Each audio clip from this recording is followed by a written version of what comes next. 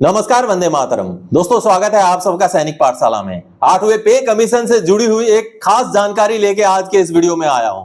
दोस्तों, 8वें पे कमीशन के टीओआर को लेकर के मैंने वित्त मंत्रालय पर एक आरटीआई लगाया था। उस आरटीआई का मुझे जवाब मिल गया है।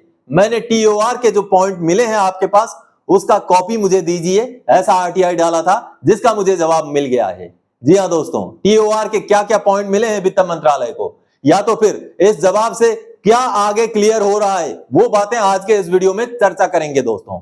क्योंकि आप सबने देखा है हाल फिलहाल में सरकार से जब भी टीओआर के बारे में या 8वें पे कमीशन के बारे में सवाल किया गया, बेशक वो सवाल संसद में ही क्यों ना हो, तो सरकार ने यही जवाब दिया, बाकी मंत्रालयों को दिखा दिया कि हमने रक्षा मंत्रालय से, हमने गृह मंत्रालय से, हमने पेंशन मंत्रालय से या बाकी जो भी स्टेक होल्डर हैं उनसे टीओआर के पॉइंट मांगे हैं।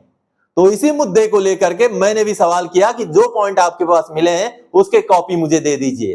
तो उसका जवाब आया है, वो आगे दिखा के समझाऊंगा दोस्तों। इसके साथ ही साथ आपको अगर ऐसा अपॉर्चुनिटी दिया जाए कि आप अपना वेतन, आपका अलाउंस खुद ही बढ़ा सकें, तो कितना सोने पे सुहागा हो जाता है।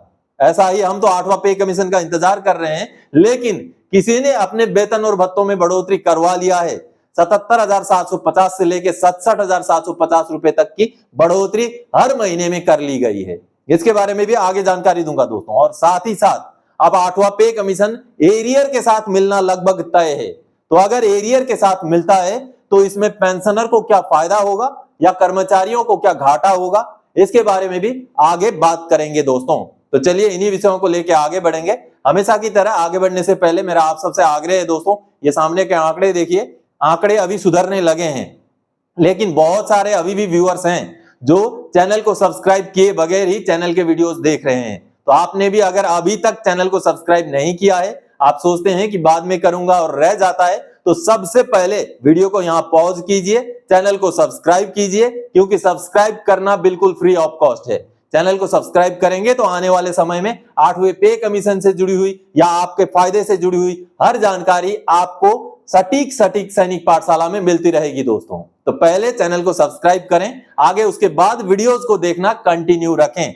चलिए अब आगे बढ़ते हैं दोस्तों आज की जानकारी की ओर। सबसे पहले, वाह क्या गजब तरीका है, हाँ कहते ही वेतन और भत्तों में 38% से 41% की बढ़ोतरी, कमाल है। जी हाँ दोस्तों, अगर आपको पूछा जाए क्या आपके पेमेंट में, अलाउंसेस में, भत्तों में बढ़ोतरी चाहिए और आप बोले कि हाँ चाहिए, इतने की चाहिए, और आपका भत्ता पेमेंट उतना ही बढ़ जाए तो कितना अच्छा होता। आप ये सामने जो पेपर का एक आर्टिकल देख पा रहे हैं दोस्तों, न्यूज़पेपर का, मंत्रियों के वेतन भत्ते 38% व विधायकों के 41% बढ़े। आप देखिए दोस्तों, सभी दलों की हां से राज्य विधानमंडल सदस्य व मंत्री सुख सुविधा विधि संशोधन विधेयक पारित हो गया। ये उत्तर प्रदेश में हुआ है दोस्तों, हाल फिलहाल में हुआ है। आप देखिए, और किन किन चीजों में बढ़ोतरी की गई है। यहाँ कुछ चीजों को अगर आप देखेंगे तो हंसी भी आएगी। देखिए, यानी कि जो पहले था और अब क्या हुआ है, यहाँ देखिए पहले क्या था और अब क्या हुआ है। वेतन पहले 25,000 से अब 35,000, ठीक है।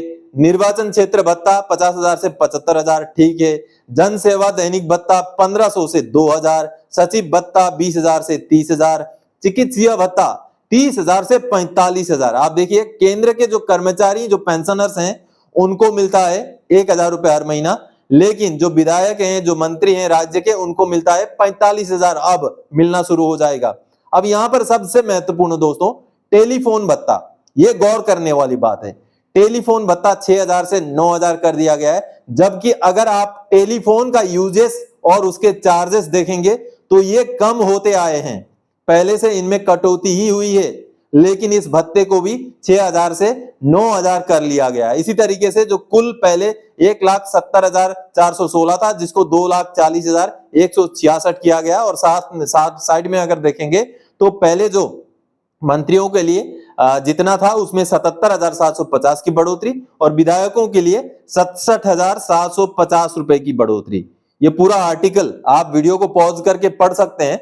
इस आर्टिकल में डिटेल्स में दिया गया है कि उत्तर प्रदेश में अभी अभी जो विधानसभा है या विधानमंडल है, वहां के सदस्यों ने या जो मंत्रिमंडल है, उन्होंने अपना पेमेंट और अपने अलाउंसेस इस तरीके से बढ़वा लिए।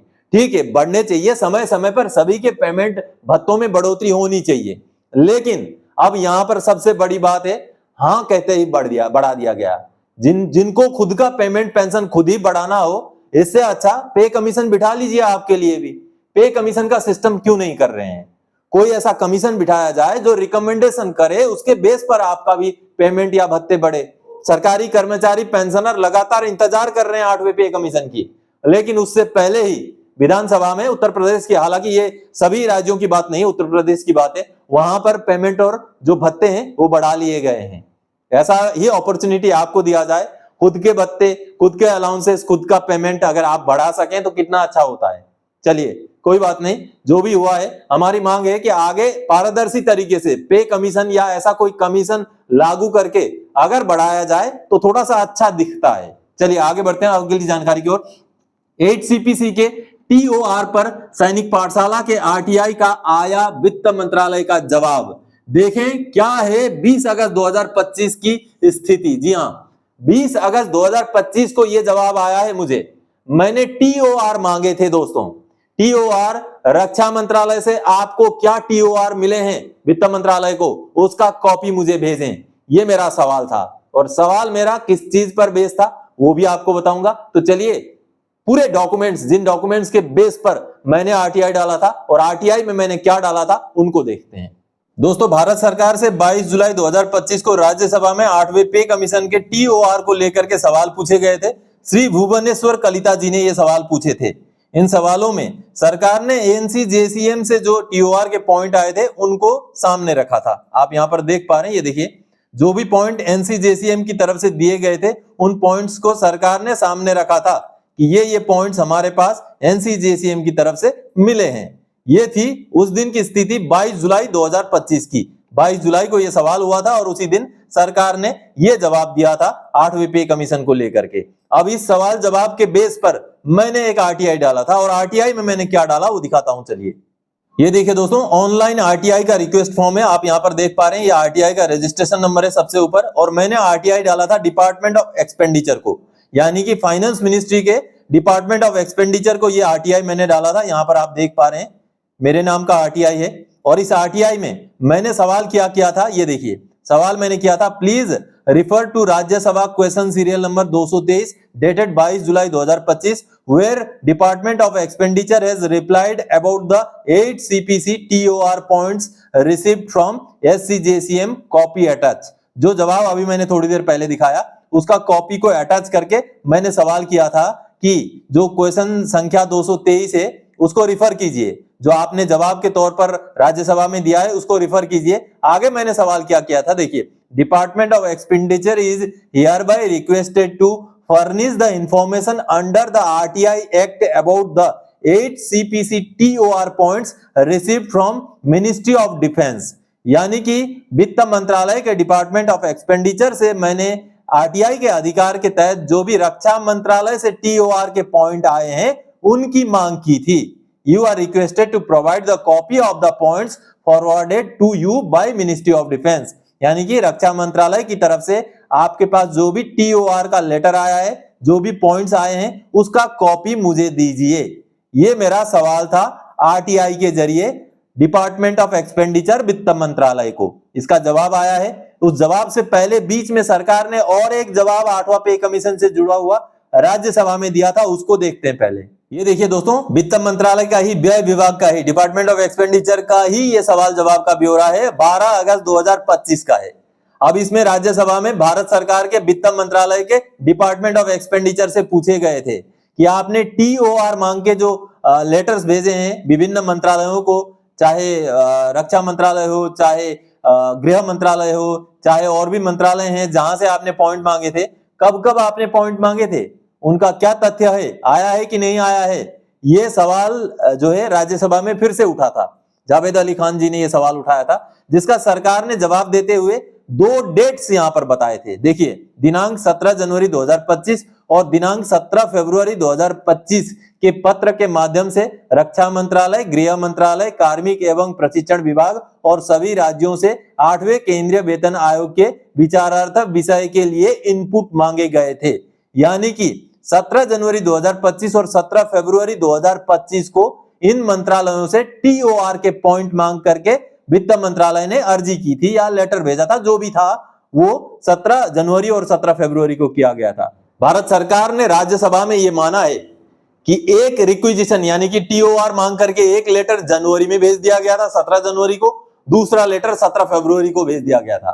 अब लगभग उस लेटर को भेजे हुए भी 5-6 महीने हो चुके हैं, तो ऐसे में तो टीओआर बाकी मंत्रालयों से आ जाने चाहिए। तो ऐसे में अब जो जवाब आया है आरटीआई का, वो जवाब क्या आया है उसको देखते हैं। चलिए अब ये सामने देखिए, ये वही आरटीआई है। आप रजिस्ट्रेशन नंबर अगर चेक करेंगे तो पता चलेगा वही सेम आरटीआई है। अब इस आरटीआई का डिपार्टमेंट ऑफ एक्सपेंडिचर की तरफ से मुझे 20 अगस्त 2025 यानी कि आज ही इसका जवाब आया है। और जवाब क्या आया है? With respect to information sought in your RTI application, it is informed that no information in material form is available in this branch. Hence, so far as this branch is concerned, the information may be treated as nil. इसका मतलब ये बनता है कि रक्षा मंत्रालय की तरफ से कोई भी टीओआर का पॉइंट अभी तक वित्त मंत्रालय को नहीं भेजा गया है, नहीं गया है। वो बोल रहे हैं साफ साफ, it is informed that no information is in material form is available, यानी कि कोई भी लेटर फॉर्म में या लिखित में या मटेरियल फॉर्म में कोई भी इंफॉर्मेशन इसको लेकर के हम नहीं दे सकते, हमारे पास अवेलेबल ही नहीं है। इसका मतलब यही होता है कि रक्षा मंत्रालय ने अभी तक भी या बाकी मंत्रालयों ने भी शायद अभी तक भी वित्त मंत्रालय को पॉइंट्स टीओआर के नहीं भेजे हैं, यही पता चलता है। वित्त मंत्रालय का डिपार्टमेंट ऑफ एक्सपेंडिचर ये बोलता है कि अभी तक हमारे पास मटेरियल फॉर्म में यानी कि कोई दस्तावेजों में कोई टीओआर का रक्षा मंत्रालय से आए हुए पॉइंट नहीं है।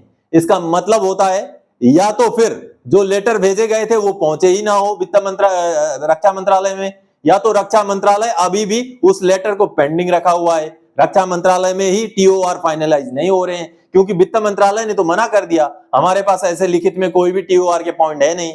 अब ऐसे में अब मैं दोबारा से रक्षा मंत्रालय को भी आरटीआई डालूंगा कि मुझे वित्त मंत्रालय से ये जवाब मिला है, अब आप बताएं आपने टीओआर भेजा कि नहीं भेजा, और नहीं भेजा तो कब तक भेजेंगे। ऐसा सवाल मुझे दूसरा आरटीआई में करना पड़ेगा, ये मैं करूंगा। लेकिन अभी की स्थिति ये है दोस्तों कि जो मुझे जवाब मिला है उससे ये पता चलता है कि अभी तक टीओआर के पॉइंट्स वित्त मंत्रालय नहीं पहुंचे हैं। इसका मतलब होता है अभी देरी बाकी है, यानी कि और देरी होने वाला है। तो ऐसे में क्या टीओआर हमारे आगे 1-2 महीने के अंदर फाइनलाइज हो जाएंगे? ऐसे चांसेस आपको दिख रहे हैं? आप कमेंट करके बताइएगा दोस्तों। तो ऐसे में अब अगला जो पॉइंट है इसी बात से जुड़ा हुआ पॉइंट है, वो आगे समझते हैं। चलिए, अब यह तय है एरियर के साथ मिलेगा 8वां वेतन आयोग। जी हां, क्योंकि अभी लगभग 2025 खत्म की ओर आगे बढ़ रहा है। अब 2025 खत्म होने में ज्यादा समय नहीं है। तो ऐसे में भी जब टीओआर ही फाइनलाइज नहीं हुए हैं, जब अध्यक्ष और सदस्यों की नियुक्ति नहीं हुई है, तो ऐसे में अब ये लगभग तय है कि हमें जो पे कमीशन मिलेगा वो देरी से मिलेगा, तो हमारा एरियर के साथ ही मिल पाएगा। तो ऐसे में अगर एरियर मिलेगा तो क्या पेंशनर को घाटा होगा या कर्मचारियों को घाटा होगा या फायदा होगा, क्या होगा, इसके बारे में आगे चर्चा करते हैं। इसका असर पेंशनर्स को कितना और कर्मचारियों को कितना होगा, यानी कि देरी से मिलना लगभग तय है, तो देरी से मिलेगा तो इसमें किसको कितना घाटा होगा या क्या फायदा होगा। खैर, फायदा तो छोड़ दीजिए, क्योंकि जो भी चीजें देरी से मिलती हैं तो फायदे की तो बात होती नहीं है, लेकिन घाटा किसको होगा, कितना होगा। दोस्तों, 1 जनवरी 2026 से हमारा 8वां पे कमीशन हमें लागू है, लेकिन मान लीजिए खुदा ना खास्ता इसका अगर लागू करने की तिथि आगे बढ़ जाती है, यानी कि 2028 में जाकर के मान लीजिए अगर इसका डिक्लेरेशन हो जाता है, मतलब फाइनलाइज हो जाता है, सरकार की तरफ से अप्रूवल हो जाता है रिकमेंडेशन सबमिट करने के बाद, तो लगभग 1 साल या 1.5 साल का एरियर बनेगा, क्योंकि लागू तो 2026 से ही है। 2026 से लेके जब भी लागू होता है, मान लीजिए 2027 के आखिर में लागू होता है, तो 2026 का पूरा साल, 2027 का पूरा साल, लगभग 2 साल का एरियर बनेगा दोस्तों। और इस एरियर में पेंशनर को तो बहुत ज्यादा घाटा नहीं होगा, क्योंकि जो भी बेसिक चीजें बढ़ेंगी वो तो 1 जनवरी 2026 से ही बढ़ेंगी, लेकिन जो भत्ते बढ़ेंगे, जो अलाउंसेस बढ़ेंगे, चाहे वो फील्ड एरिया अलाउंस हो, चाहे एचआरए हो, चाहे बाकी क्लास पे हो, इस तरीके के जो अलाउंसेस बढ़ेंगे वो तभी से बढ़ेंगे जब कागजों में उनका अप्रूवल हो जाएगा। और अप्रूवल अगर 2027 के आखिर में जाके होगा तो ये जो बीच का जो 2 साल का पीरियड रहेगा उसका एरियर, बेसिक का एरियर तो मिल जाएगा, पेंशनर को भी मिलेगा, कर्मचारियों को भी मिलेगा, लेकिन जो भत्तों का फायदा है वो कर्मचारियों को नहीं मिल पाएगा। इससे कर्मचारियों का घाटा है, पेंशनर का बहुत ज्यादा घाटा नहीं है, क्योंकि पेंशन जो बेसिक पेंशन है उसमें बढ़ोतरी जनवरी 2026 से ही होगी। अगर उसका भुगतान मान लीजिए 2026 के आखिर में या 27 के बीच में या 27 के आखिर में भी होता है, तो जितना भी समय वो जाएगा उस समय के बीच का जो भी बढ़ोतरी होगी उसका एरियर हमें मिलेगा, और खूब संभव है एरियर भी इकट्ठा ना मिले। तो इसका मतलब यह बनता है कि अगर हमें एरियर के साथ 8वां पे कमीशन मिलता है दोस्तों, तो कर्मचारियों को घाटा है, पेंशनर्स को भी घाटा इस लिहाज से है कि हो सकता है उस बीच में बहुत सारे पेंशनर्स हमारे बीच में रहेंगे ही नहीं। अगर 8वां पे कमीशन 1 जनवरी 2026 से ही लागू करके उसी दिन घोषणा करके उसी दिन से भुगतान शुरू कर दिया जाए तो बहुत सारे पेंशनर्स को मिल जाएगा, लेकिन आगे जाके अगर 2027 में मिलता है, 28 में मिलता है, 26 में कभी भी मिलता है, देरी से मिलता है, तो हो सकता है उस बीच में बहुत सारे पेंशनर्स उस फायदे को, उस बढ़ोतरी को लेने के लिए जीवित ही ना रहें। तो ये एक नुकसान पेंशनर के साथ होगा, बाकी कर्मचारियों के साथ अलाउंसेस का, भत्ते का भी नुकसान हो जाएगा दोस्तों। तो दोस्तों आज के इस वीडियो में इसी जानकारी के साथ आया था, आगे और कोई जानकारी जाएगा आपसे सरोकार रखने वाला विषय लेके मैं फिर से हाजिर हो जाऊंगा। तब तक के लिए जय हिंद दोस्तों।